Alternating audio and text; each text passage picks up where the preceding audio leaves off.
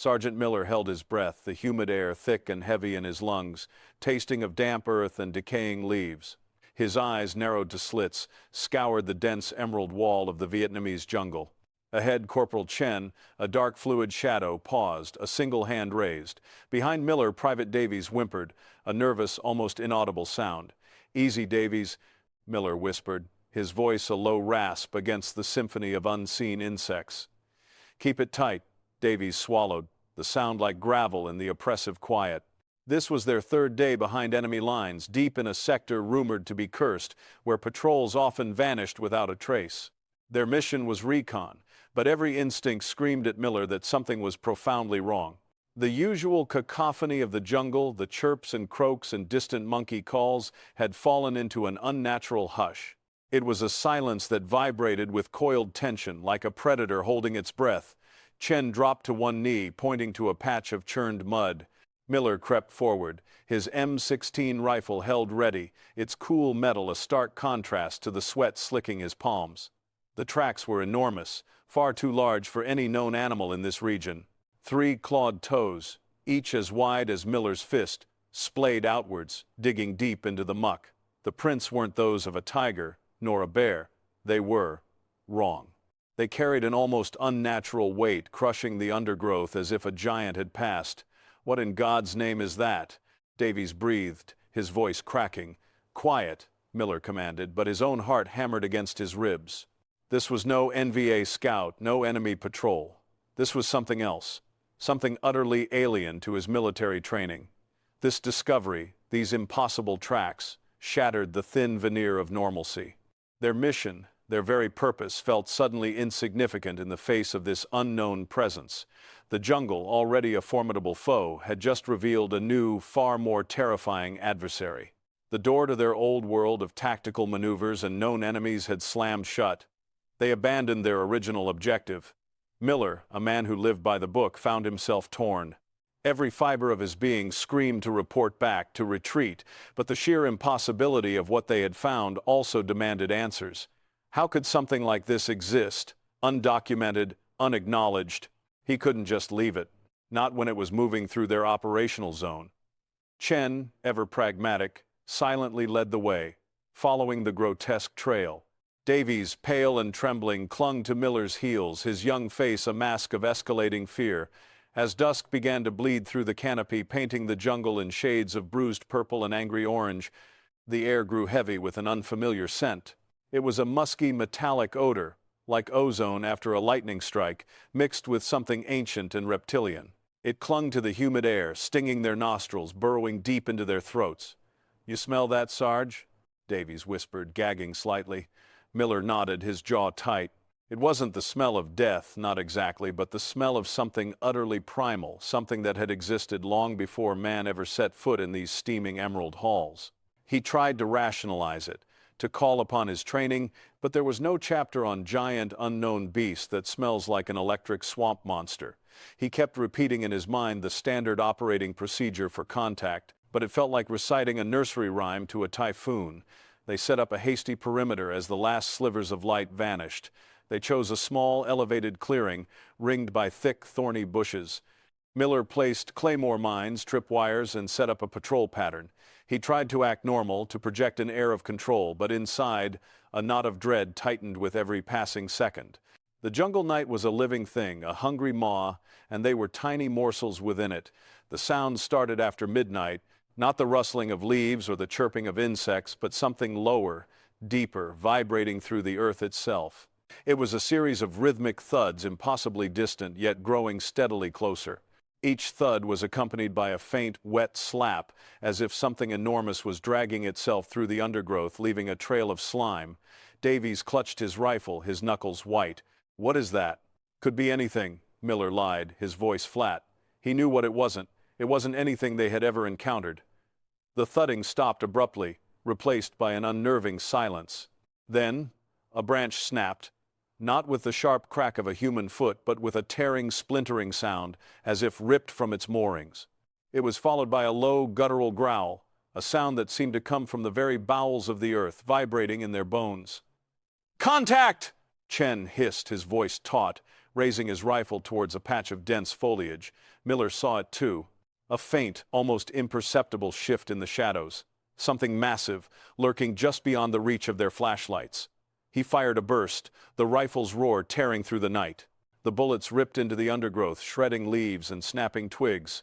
But there was no cry, no sound of impact, only the lingering musk of the creature. "Did I hit it?"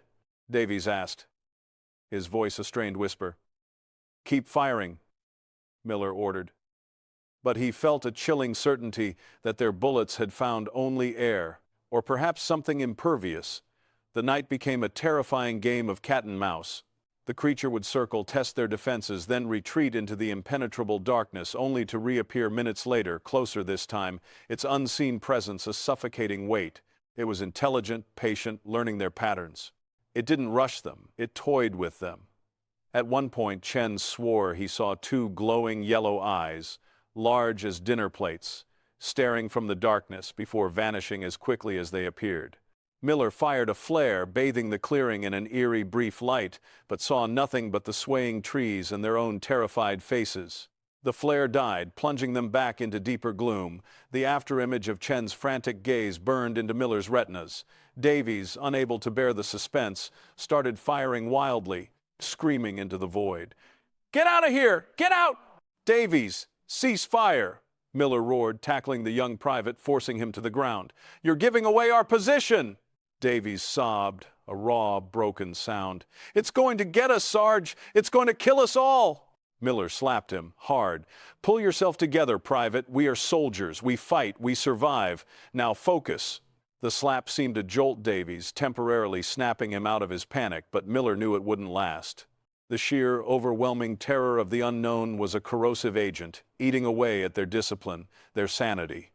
Miller himself felt the cold tendrils of panic trying to wrap around his own heart. He had faced bullets, grenades, even bayonet charges, but this unseen, unidentifiable threat was far more terrifying. His training was useless here. Every old habit, every textbook solution, was failing them. He remembered a briefing from years ago, a grizzled old sergeant talking about the jungle itself being an enemy, a living, breathing entity. He dismissed it as old-timer ramblings. Now, he saw the truth. This jungle wasn't just hiding a monster. It was the monster, or at least its willing accomplice. As the pre-dawn mist began to snake through the trees, obscuring their vision even further, the creature's attacks grew bolder. A tripwire snapped, and a claymore detonated with a thunderous roar, showering the jungle with shrapnel. They heard a deafening shriek, a sound of pure, unadulterated rage and agony, a sound that was not entirely animal, not entirely human, but a terrifying hybrid of both. It sent shivers of primal fear down Miller's spine. "We hit it!" Davies shouted, hope flickering in his eyes. "Don't celebrate yet," Chen warned, his voice grim. That wasn't a death scream. The creature went silent again, but the scent of ozone and reptile intensified, mixed now with something else, a coppery metallic tang that bespoke of blood. Not human blood, but something richer, heavier. Miller suddenly understood. It wasn't just toying with them, it was hunting them. But unlike any animal he knew, it was learning. It had tested their perimeter, observed their reactions, and now it was adapting. The shriek hadn't been pain, not entirely, but anger, frustration, and a promise of retribution. "We move," Miller ordered, his voice low and firm. "We can't stay here. It knows exactly where we are." They moved through the pre-dawn gloom, a desperate, silent retreat. Chen, still leading, found something new. A glistening trail, wide and viscous, marked on the leaves and branches. It led away from their camp, but it wasn't a retreat. It was an ambush.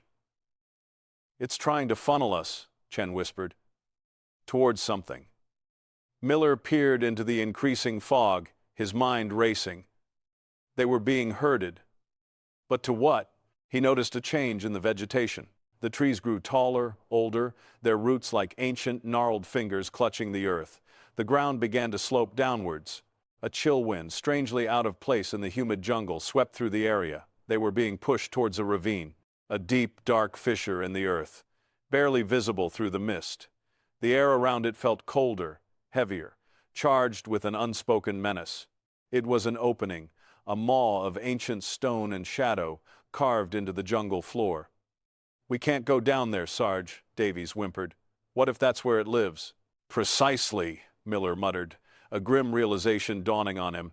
The creature hadn't been attacking them to kill them outright. It had been driving them towards its lair, like a shepherd moving his flock. It wanted them whole, for some horrifying purpose. A trap, a nest.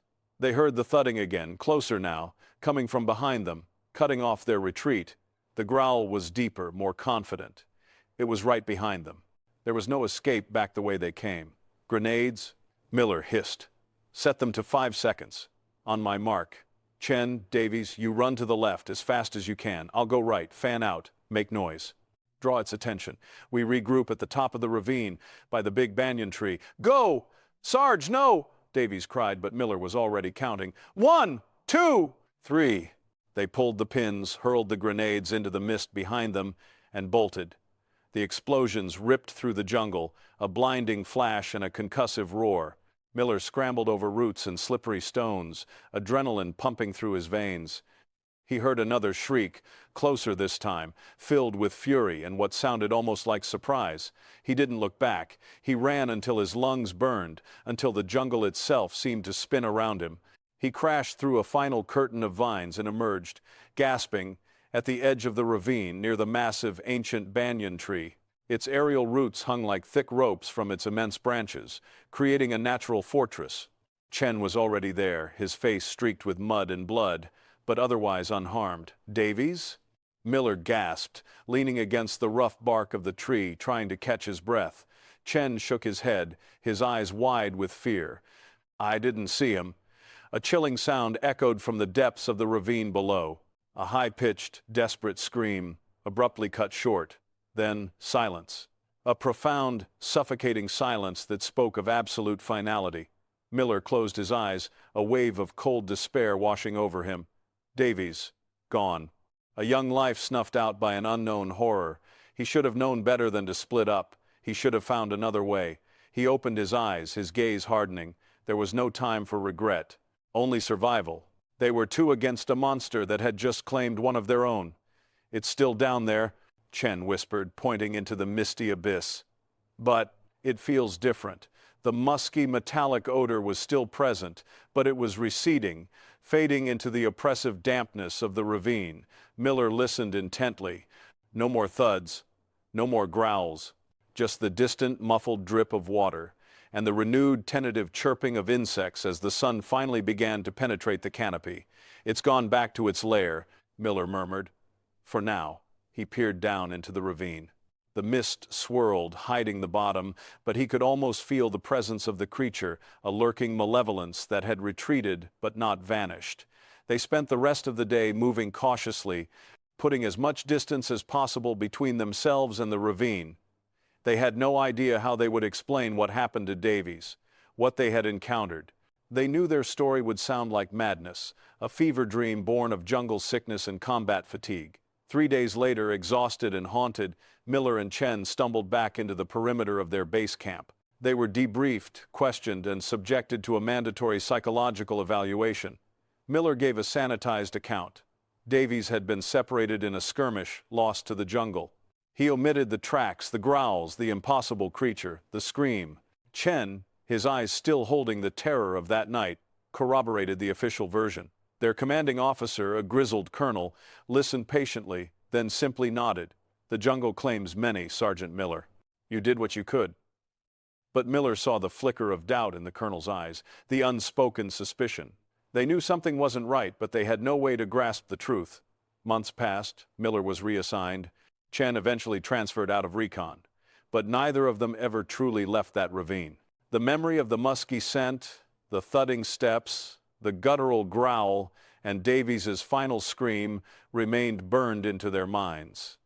Sometimes, late at night, when the distant sounds of mortars echoed through the base, Miller would stare into the dark, rain-streaked jungle. He knew the war was fought between men for land and ideology, but he also knew there were older, darker wars being waged in the deepest, forgotten places of the world. Wars between humanity and something ancient, something that had slumbered for millennia beneath the earth and the canopy. He thought of the creature, its monstrous tracks, its terrible intelligence. He thought of Davies, absorbed by the unknown. He had not just survived a patrol.